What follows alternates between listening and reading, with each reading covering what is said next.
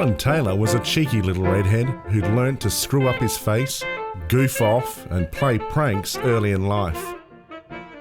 Good at every sport he played, he was even better at getting into trouble. Born on April 7, 1953, Allan was blessed with great parents, Eddie and Beatrice Taylor, and a big brother, Brian. His dad, a World War veteran, was a larrikin himself, and together with Allan's uncle Sid, taught Allan the value of a well-executed practical joke. Allan's mum always had a kind word for anybody who came to her home. The family grew up in Five Dock in Sydney, then moved to Booker Bay, where Allan picked up his love of fishing from his grandfather and uncles.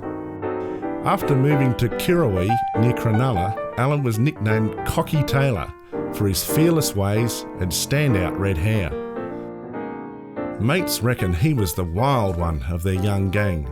He'd cut tin into ninja stars, make swords out of metal pipes, and use rubbish bin lids as shields to engage in Japanese-style battles.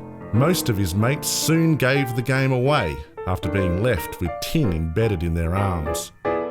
At night, they'd make huge bonfires in the street and blow up firecrackers. A goofy footer, Allan was just as good on the soccer field with the Kirrawee Kangaroos or playing pool with his dad, as he later became on a surfboard.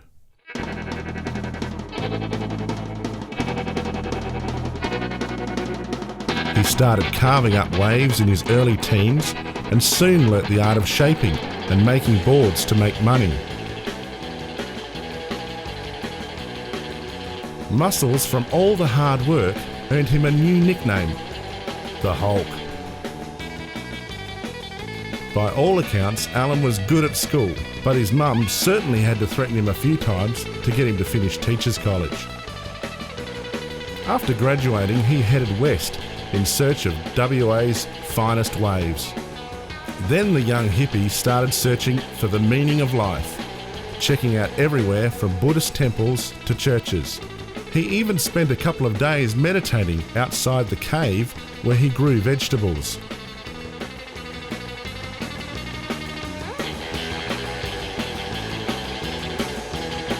It wasn't long before he returned home, telling all his mates that he'd found Jesus and how they needed to do the same.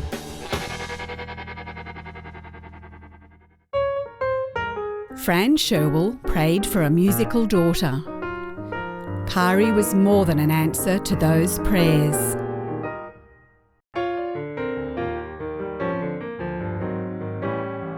Born on September 2nd, 1957, the doctor told Mrs. Sherwell, "You have got a daughter, and she was born with ballet shoes on." Kari's gift of music, and later dance, started early. At age 2, after listening to a recording, she was humming it right through.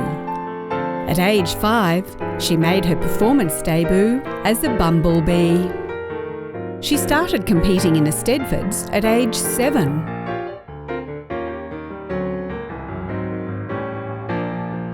Kari, the first of 3 children for the Sherwells, was gifted on piano, recorder and in dance. At one Eisteddfod, she took out first or second in 17 of 21 events.